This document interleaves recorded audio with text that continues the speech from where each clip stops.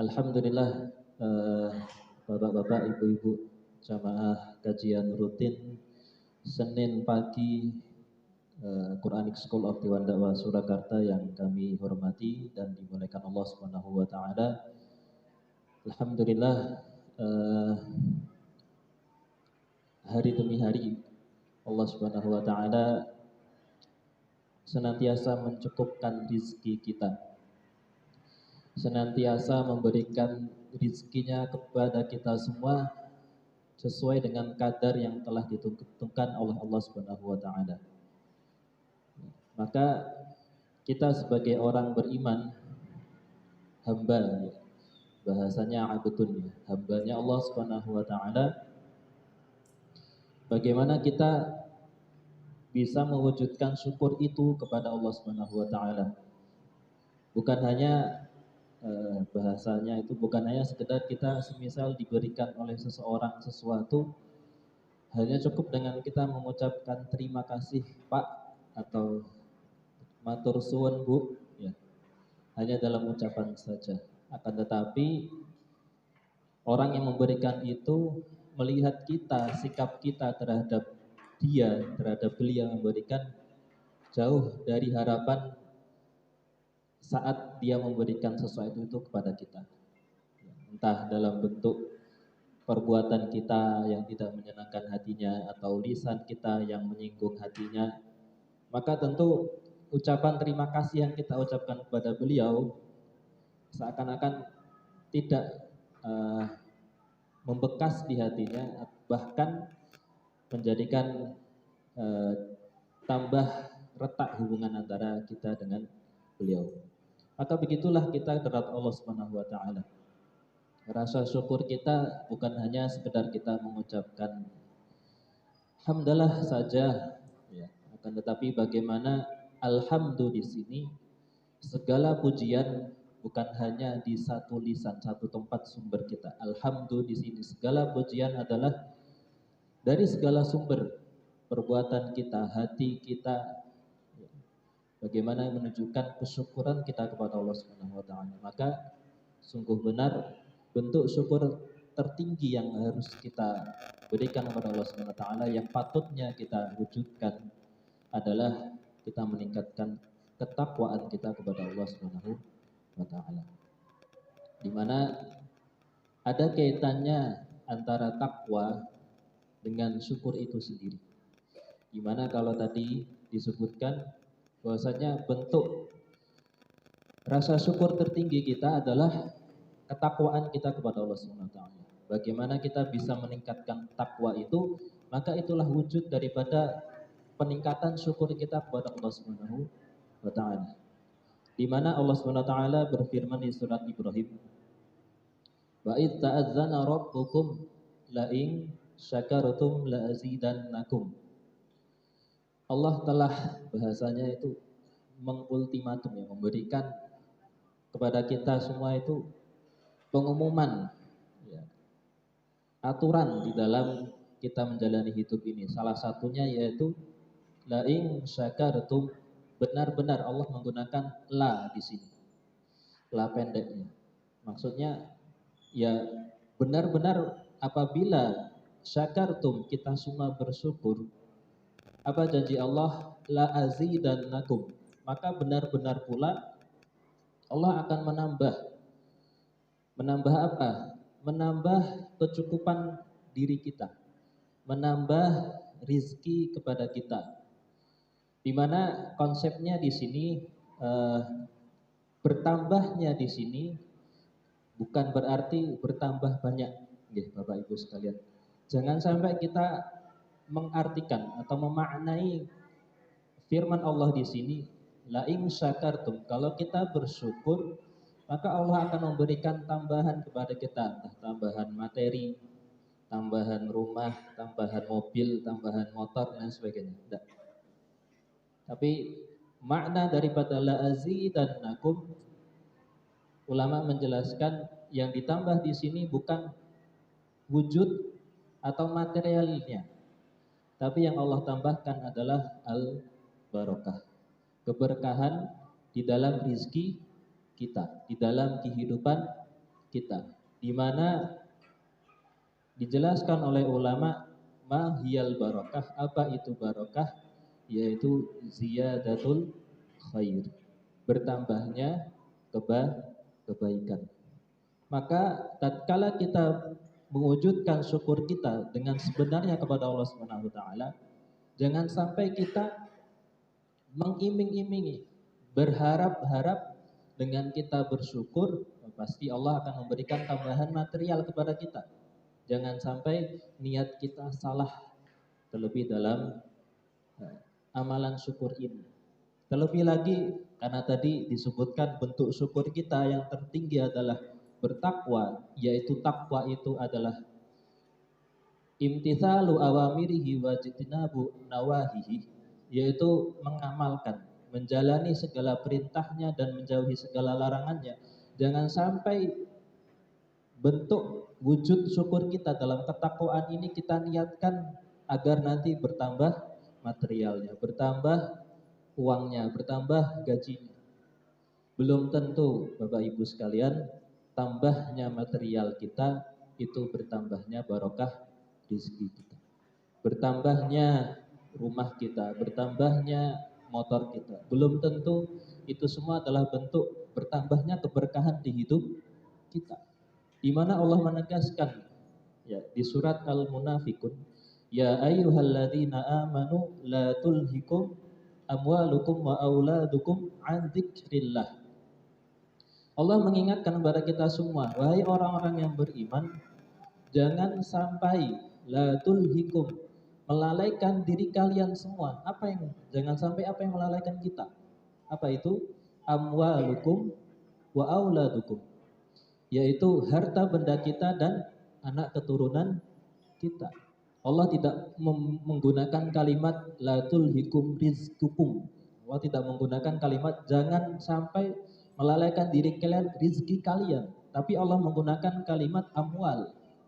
Berarti jauh berbeda antara amwal dengan rizki, di mana amwal itu bisa melalaikan kita. Maka sungguh benar ya, bukan berarti tatkala kita bertambah material amwal kita atau material harta benda kita, itu semakin menambahkan keberkahan di dalam kehidupan kita. Allah mengingatkan jangan sampai harta benda anak keturunan kita melalaikan kita dari apa? An zikrillah, mengingat Allah Subhanahu wa taala. Zikrillah di sini berarti luas, yang intinya adalah an ibadatillah, dari beribadah kepada Allah Subhanahu wa taala. Pun Allah melanjutkan di ayat berikutnya, innama amwalukum wa auladukum fitnah wallahu indahu ajrun azim. Dan ingatlah sesungguhnya harta benda kalian, anak keturunan kalian itu tidak lain, innama, tidak lain hanyalah fitnah atau ujian. Allah mengingatkan harta benda kita, anak keturunan kita itu adalah ujian. Ujian ya, kembali lagi ujian apa? Ujian yang tadi, apakah harta benda itu, anak keturunan kita itu melalaikan kita dari mengingat Allah Subhanahu wa taala. Maka Bapak-bapak, ibu-ibu sekalian dirahmati Allah Subhanahu wa taala, kembali ke ayat surat Ibrahim tadi, la in syakartum la azidannakum. Kalaulah benar-benar kita bersyukur kepada Allah Subhanahu wa taala, pasti benar-benar juga Allah akan memberikan tambahan kecukupan, tambahan barokah kepada kita semua. Tapi Allah juga memberikan peringatan kepada kita. Wala in kafartum, dan sedangkan kalau benar-benar kalian itu kufur, lalai, lupa, ya, merasa kurang, dikasih segini, merasa kok dikasih segini ya Allah, dikasih segini enggak cukup. Ya. Maka apa kata Allah? Inna adabi lasyadid. Sesungguhnya azabku itu sangatlah pedih. Di sini ada balaghah menarik, penggunaan retorika Allah SWT di dalam menyampaikan ayat ini sungguh Masya Allah, sungguh menakjubkan. Allah mengawali tentang syukur itu digabungkan dengan kalimat la juga. Benar-benar la in syakartum la azidannakum. Tetapi di kalimat kedua mengenai kekufuran Allah tidak menggandengkannya dengan kalimat la juga. Bukan wala in kafartum la u'adzibannakum adzaban syadida. Tapi Allah menggunakan kalimat inna adzabi lasyadid. Dengan arti sesungguhnya azabku itu sangatlah pedih. Menjadi timbul pertanyaan.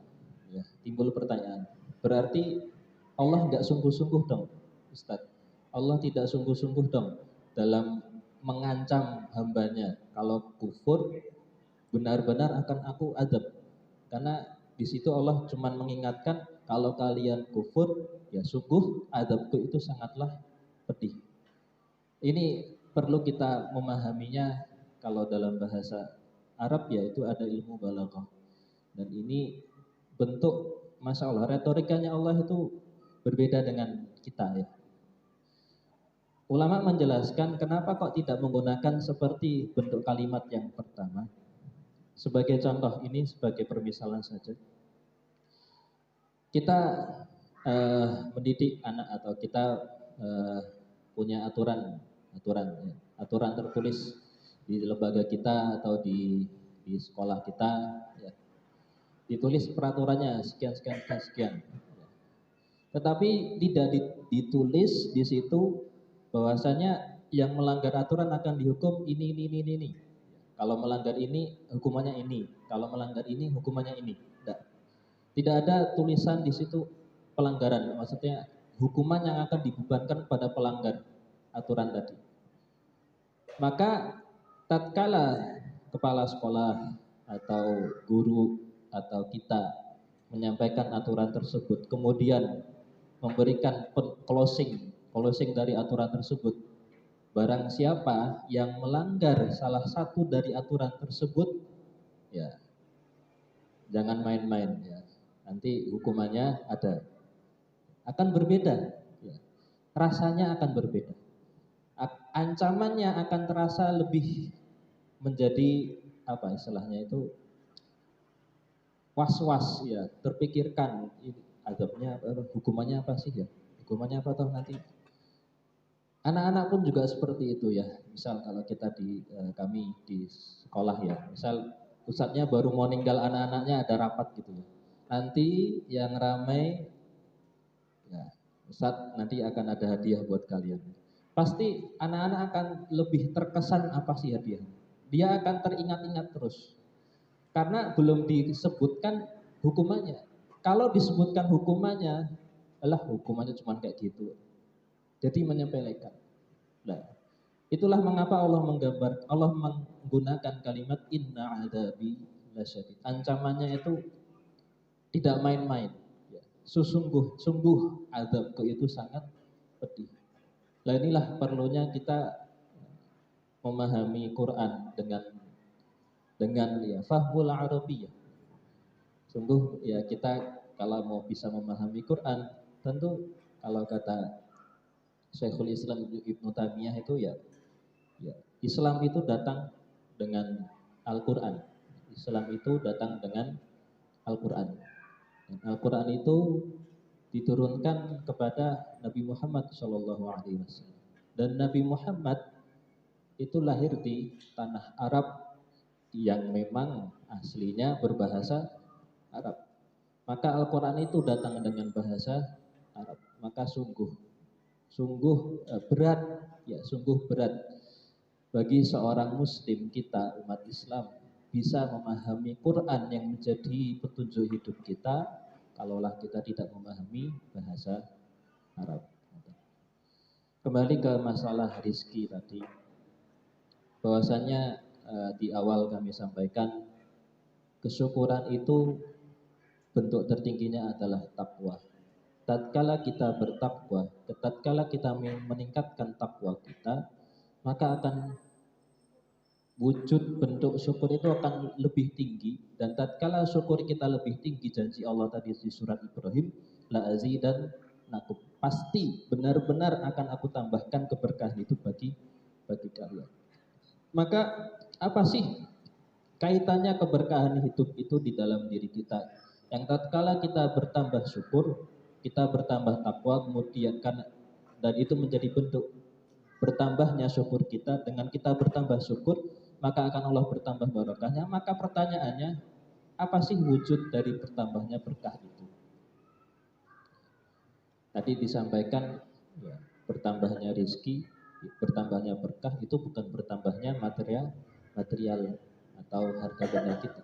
Tapi apa sih keberkahan yang akan bertambah di kehidupan kita? Mari kita telisik di surat At-Talaq, ayat yang tadi kami sampaikan di muqaddimah, di mana Allah Subhanahu wa taala berfirman, "Wa may yattaqillaha yaj'al lahu makhraja wa yarzuquhu min haitsu la yahtasib." Ini yang perlu kita ingat bersama. Allah berfirman, "Wa may yattaqillah," dan barang siapa yang bertakwa kepada Allah Subhanahu wa taala, yaj'al lahu makhraja. Satu, bentuk keberkahan di dalam hidup kita adalah Allah memberikan jalan keluar dari setiap semua masalah hidup yang kita hadapi. Masalah keluarga, masalah sosial, masalah ekonomi yang hari ini awalnya akan dibahas oleh Ustadz Ridho, ya, tapi kami bukan spesialisasi di dalam ini, kami hanya mengisi saja. Paling tidak ada sedikit kaitannya dengan masalah resesi ekonomi dan bagaimana kaitannya dengan iman kita. Sejauh ilmu yang kami pahami saja. Kemudian yaj'al lahu makhraja. Allah akan memberikan jalan keluar di setiap masalah kita. Masalah keluarga, masalah sosial, bagaimana hubungan kita dengan tetangga, hubungan kita dengan orang lain. Kemudian masalah ekonomi kita, jalan keluar di sini terkadang ya, jangan sampai kita membayangkan makhraj atau jalan keluar, solusi masalah itu adalah semua yang membahagiakan kita, semua yang memuaskan diri kita. Ingat Allah Subhanahu wa taala berfirman, "Kutiba 'alaikumul qitalu wa huwa kurhul lakum wa 'asa an takrahu syai'aw wa huwa khairul lakum wa 'asa an tuhibbu syai'aw wa huwa." Dan kita itu benci terhadap sesuatu, sedangkan rupanya yang kita benci itu adalah yang terbaik bagi diri kita, yang baik bagi kita. Dan terkadang wa'asa an tuhibbu syai'a, dan terkadang kita cinta, senang, pengen dapat solusinya seperti ini, ya. Tapi rupanya apa? Itu solusi yang kita inginkan, jalan keluar yang kita inginkan itu tidak baik bagi fahuwa huwa syarrul lakum wallahu ya'lamu wa antum la ta'lamun. Ingatlah, sungguh Allah itu tahu. Wallahu ya'lam. Allah itu tahu. Tahu apa? Tahu yang terbaik untuk diri kita, tahu solusi yang terbaik dari masalah yang kita hadapi. Makanya apa? Dilanjut ayat yang tadi di surat At-Talaq, wa yarzuquhu min haitsu la yahtasib. Yaitu apa? Allah beri rizki kepada dia min haitsu la yahtasib. Inilah bentuk solusi terbaik dari Allah Subhanahu wa taala terhadap semua masalah kita, yaitu apa? Terkadang tatkala kita bertakwa, sabar menghadapi ujian yang nanti mungkin wallahu a'lam bishawab akan terjadi resesi ya di tahun 2023, entah bulan kapan, tetapi memang pakar-pakar ekonomi global memprediksi akan ada resesi ekonomi secara global, secara mendunia. Maka masalah yang akan kita hadapi nanti, ya tentu masalah itu bukan hanya masalah pribadi, bukan masalah kita sendiri masing-masing nanti menghadapi resesi, tapi juga itu akan dirasakan oleh semua kalangan. Kalau memang terjadi prediksi dari pakar ekonomi dunia tersebut. Maka apa? Ya tadi, ya Solusinya apa? Karena kan kami juga terkadang mendengar berita-berita seperti itu menjadi apa sih, apa, menjadi pertanyaan bagi kita. Nanti jalan keluarnya bagaimana ya? Misal kalau harga naik, sekarang saja harga telur sudah mencapai 30.000 ya Bapak Ibu ya? 30.000, Masya Allah. Wallahu alam nanti, belum lagi harga harga yang sekarang minyak sudah mulai stabil, nggak tahu nanti naik lagi apa enggak. Dan harga-harga lainnya itu tentu kaitannya juga bukan hanya diri kita, tentu nanti juga bertambah ke negara, bertambah ke bagaimana sosial di masyarakat, entah nanti apakah terjadi seperti wa na'udzubillah ya, terjadi di tahun 98 seperti dulu. Semoga tidak terjadi ya. Maka solusinya dari Allah Subhanahu wa taala apa? Wa yarzuquhu min haitsu la yahtasib. Tatkala kita bertakwa kepada Allah Subhanahu wa taala, Allah berikan solusi terbaik. Solusi terbaiknya itu apa? Ya kita tidak tahu. Kita tidak akan tahu solusi terbaik dari Allah Subhanahu wa taala. Planning Allah itu apa? Barulah kita bisa mengambil hikmah ya, karena bahasanya hikmah. Barulah tatkala solusi Allah itu berikan kepada kita. Yang mana solusi itu wa yarzuquhu min haitsu la yahtasib, akan Allah berikan dari jalan yang tidak kita duga-duga. Nah, Bapak-bapak, Ibu-ibu sekalian dirahmati Allah Subhanahu wa taala, maka kaitannya dengan resesi ya, masalah ekonomi dunia global ini, kalau dipandang di dalam kajian keislaman, tentu paling tidak itulah solusi terbaik yang bisa kita itu kita mulai dari sekarang. Karena apa? Karena pun di penutup ayat tadi, wa may yatawakkal 'alallahi fahuwa hasbuh. Karena sesungguhnya orang yang bertakwa, orang yang yakin solusi terbaik dari Allah Subhanahu wa taala dan dia meningkatkan takwa dia akan wa may yatawakkal 'alallahi fahuwa hasbuh. Dia akan bertawakal kepada Allah Subhanahu wa taala. Apa itu tawakal? Nah, menjadi pertanyaan. Apakah berpangku tangan, maksudnya ya pasrah bongkoan gitu ya? Yang penting tawakal ya, pasrah sama Allah, nanti gimana masalahnya wis pokoknya Allah tahu, yang penting aku imtithal awamiri wajitina munawahi, yang penting saya menjalankan segala perintahnya dan menjauhi segala larangannya, terus pasrah bongkoan, karena bertakwa nanti akan diberikan solusi sama Allah SWT. Tidak sampai di situ.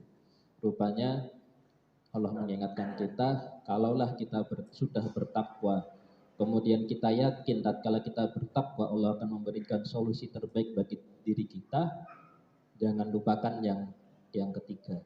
Wa may yatawakkal 'alallahi fahuwa hasbuh, yaitu bertawakal pada Allah Subhanahu wa taala, yaitu apa? Tetap kita al-ikhtiyar. Ya, al-ikhtiyar. Ikhtiyar itu artinya kalau bahasa Arab ya, kalau kita kan mengartikan ikhtiyar itu usaha. Usaha, tapi dalam bahasa Arab ikhtiyar itu dari kata ikhtara yakhtar, yaitu memilih. Maksudnya apa? Ikhtiyar ini kita harus berusaha mencari solusi dulu, mencari jalan keluar, mencari usaha, amal. Kita beramal dulu. Oh nanti ada masalah ekonomi, oh disarankan dari pemerintah sudah mulai dari sekarang menanam tanaman sendiri di rumah, tanaman-tanaman pokok ya, misalnya seperti bawang-bawangan, cabai, itu kan bisa kita tanam sendiri dan lain sebagainya ya, yang mudah kita tanam di tempat rumah kita mulai dari sekarang. Itu namanya tawakal, yaitu ikhtiar, kita awali terlebih dahulu, yaitu memilih, mencari jalan keluar semampu kita. Tapi jangan sampai berpikir oh ini adalah solusi terbaik. Nanti takutnya tatkala kita terlalu ikhtiar, sudah usaha gini-gini, kemudian tidak sesuai yang kita inginkan. Tetap kita berusaha semampu kita, jangan terlalu khawatir tentunya. Jangan terlalu khawatir karena itu nanti juga berdampak kepada kesehatan kita, di mana ikhtiar usaha kita awali, wa may yatawakkal 'ala Allahi fahuwa hasbuh innallaha balighu amrih. Maka tatkala kita sudah berikhtiar, kita ingat poin keempat dari Allah Subhanahu wa taala, innallaha balighu amrih. Allah itu adalah zat yang pasti baligh, yang pasti akan menghantarkan, yang pasti akan mengirim, yang pasti akan memenuhi, yang pasti akan mencukupi, yang pasti akan menyelesaikan. Apa yang diselesaikan? Balighu amri, urusannya Allah. Apa urusannya Allah di sini? Apa perkaranya Allah di sini? Ya tidak lain adalah wa ma min dabbatin fil ardi illa 'alallahi rizquha.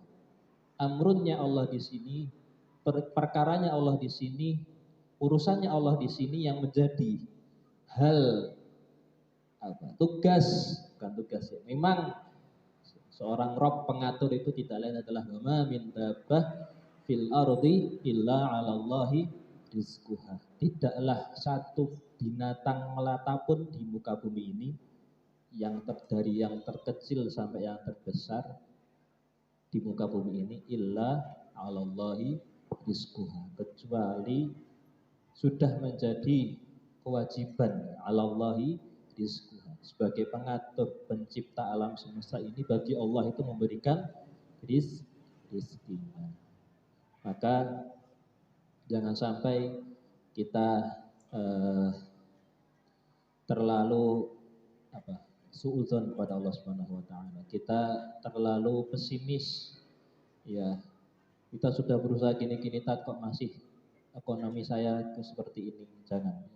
Sesungguhnya tatkala kita sudah bertakwa, dilanjut dengan bertawakal, di akhir dengan kita yakini bahwasanya tatkala kita sudah bertakwa, bertawakal, Allah akan memberikan, Allah nggak akan istilahnya itu nyasar ya.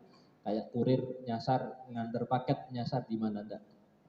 Ya Allah pasti akan sampaikan rezeki itu. Lawang kurir saja mengantarkan pesanan paket sampai ke pelosok desa, pelosok gunung itu saja bisa sampai. Maka bagaimana kita bisa meragukan rezeki yang telah Allah pastikan kepada kita semua. Ya. Sebagaimana kita tahu cerita Abdurrahman bin Auf, ya, diceritakan di sirah beliau bahwasanya awal pertama beliau menginjakkan kaki di Madinah, berhijrah ke Madinah bersama para sahabat yang lain, beliau tidak membawa sedikit pun harta, Maka setelah beliau Rasulullah SAW mempersaudarakan antara kaum Muhajirin dan Ansor, maka keesokan harinya Abdurrahman bin Auf ingin menuju pasar, kemudian berpapasan dengan saudara dari Ansor yang disaudarakan oleh Rasulullah, saya lupa namanya siapa. Kemudian ditawari, engkau mau kemana wahai Abdurrahman? Saya mau ke pasar, karena tahu sahabat Ansor ini, orang penduduk Madinah tahu bahwasanya orang-orang Muhajirin itu ya dari Mekah itu nggak bawa apa-apa, iba lah istilahnya, apalagi sudah dipersaudarakan dengan Abdurrahman, jadi disandingkan sama Rasulullah.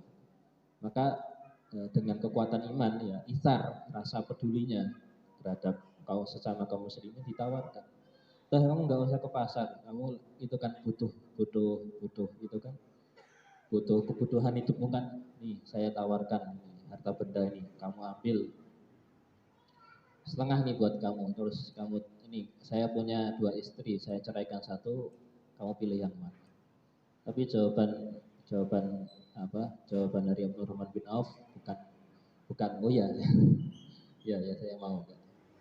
Tapi sebelum menjawab itu, inilah diantara bentuk adab yang diajarkan oleh Abdurrahman bin Auf tatkala kita ditawarkan harta benda dari sahabat kita, tetangga kita. Tawaran itu besar ya. Doanya apa? Barakallahu laka fi ahlika wa malika. Allah. Abdurrahman berdoa dulu, semoga Allah memberkati bagimu harta bendamu dan keluargamu. Lakin dullani ala syuq. Sudah cukup tunjukkan aku di mana sih pasar. Ya udah, karena ditolak apalagi didoakan, ya udah, ini di sana pasar. Singkat cerita ya, kita tahu hari demi hari, bulan demi bulan, dengan bermodalkan apa istilahnya itu melihat di sekitar pasar ya, hanya sekedar ilmunya, bagi masya Allah ya. Inilah ilmu yang dimiliki Abdurrahman bin Auf ya, mengenai perdagangan perniagaan. Hanya sekedar melihat sekitar pasar, hari berganti hari, bulan berganti bulan, ya, kita tahu Abdurrahman bin Auf dalam waktu singkat ya, tidak lama beliau menjadi saudagar kaya di tanah Madinah. Hingga di akhir hayatnya, sebelum akhir hayatnya itu bahkan sempat diceritakan satu ketika Abdurrahman bin Auf mendapatkan ribah atau keuntungan yang banyak. Ya, kalau kita keuntungan kan paling 50%, 70% ya. Ini Abdurrahman ini keuntungannya bahkan bisa 100% ya, bahkan bisa lebih. Gimana diceritakan, tatkala mendapatkan keuntungan lebih, ya, beliau bingung dalam arti ini kok banyak ya keuntungannya. Kemudian dia berinisiatif membagikan kepada para sahabat yang lain yang membutuhkan. Sudah dibagikan semuanya, besok lagi melakukan perdagangan lagi. Dapat keuntungan yang bahkan lebih dari hari kemarin. Bertambah bingunglah Abdurrahman bin Auf. Ini kok malah tambah banyak sih? Maka malam itu pula dibagikan kembali hasil untungnya beliau kepada para sahabat yang lain. Hari berikutnya pun sama. Bahkan semakin bertambah keuntungan yang didapatkan oleh Abdurrahman bin Auf. Maka bingunglah, heranlah Abdurrahman bin Auf ini kepada Allah Subhanahu wa taala. Maka apa hikmahnya yang bisa kita ambil dari sini? Bahwasanya rizki itu memang sudah dijatah oleh Allah Subhanahu wa taala. Rizki itu memang sudah dijatah Allah Subhanahu wa taala. Di mana Abdurrahman bin Auf itu pengennya segini ya Allah, udah nggak usah nambah gitu, nggak usah nambah lagi. Ya. Tapi karena Allah tahu, apalagi Abdurrahman bin Auf ini menyikapi keuntungan banyak itu dengan mensedekahkannya kepada orang lain, dan Allah cinta ya, orang, apalagi sahabat yang imannya baik, bertakwa, bersedekah lagi, cintanya Allah semakin bertambah, maka rizkinya pun semakin mengalir. Itu yang pertama. Yang kedua, bahwasanya dengan sedekah adalah menjadi pintu mengalirnya rizki kepada kita. Ustadz, kalau kan tadi disampaikan bahwasanya rizki itu sudah dijatah, sudah dikatar masing-masing.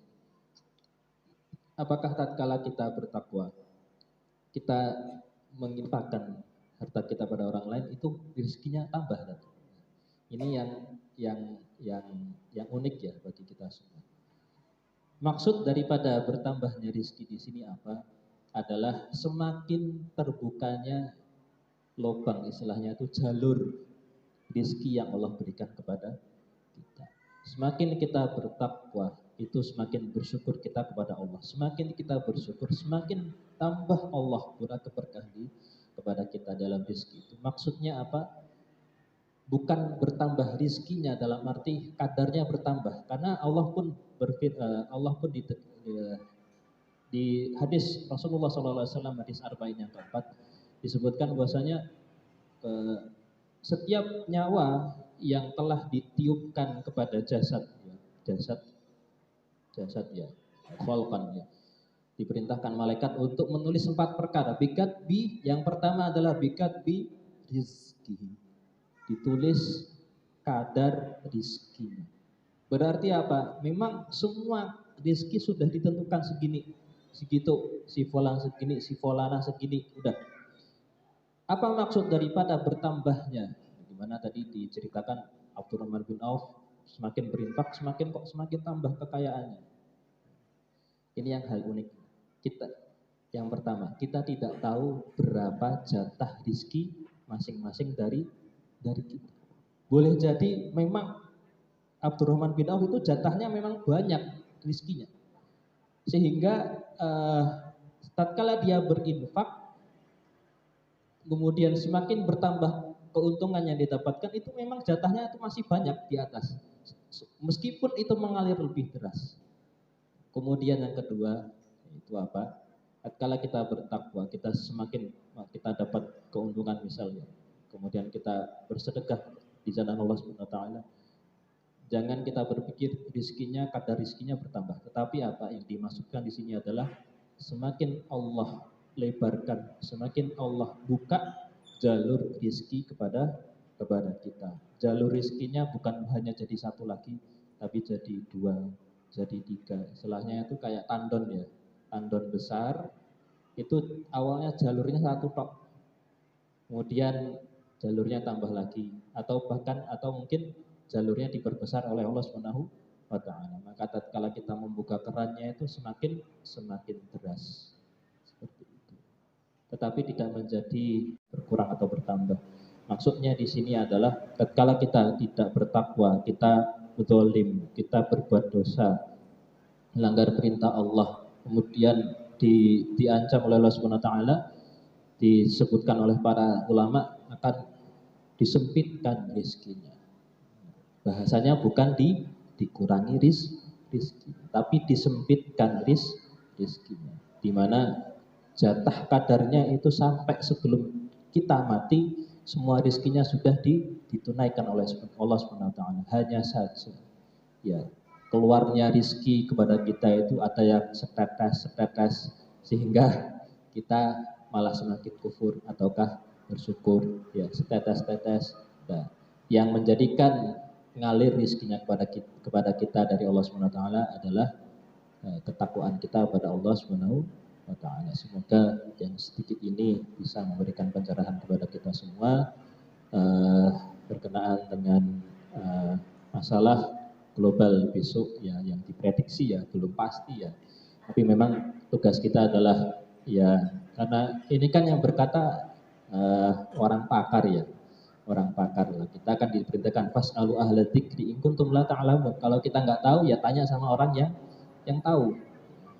Apalagi juga ini bukan hanya disampaikan oleh pakar global yang non muslim ya atau yang kafir, tapi juga pakar ekonomi yang muslim juga meyakini, memprediksi di tahun 2023 akan ada resesi ekonomi secara global. Maka bagaimana kita bisa menyikapinya? Tentu kita menyikapinya kembali kepada Al-Quran. Karena tidak lain Allah menurunkan Quran sebagai hudal linnas. Syahrul Ramadan alladzi unzila fihi al-Quran hudal linnas. Allah menurunkan Quran tidak lain adalah sebagai petunjuk bagi semua manusia, terkhususnya hudal lil muttaqin, petunjuk bagi orang-orang yang bertakwa. Wallahu a'lam bishawab. Ini yang bisa kami sampaikan di kesempatan kali ini.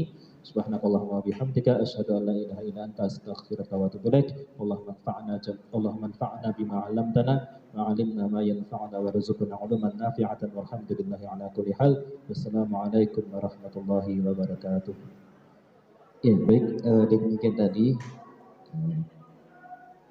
kajian yang telah disampaikan oleh beliau Ustaz Taufik Amar Ridwan berkenaan tentang diawali dengan rasa syukur, kemudian bagaimana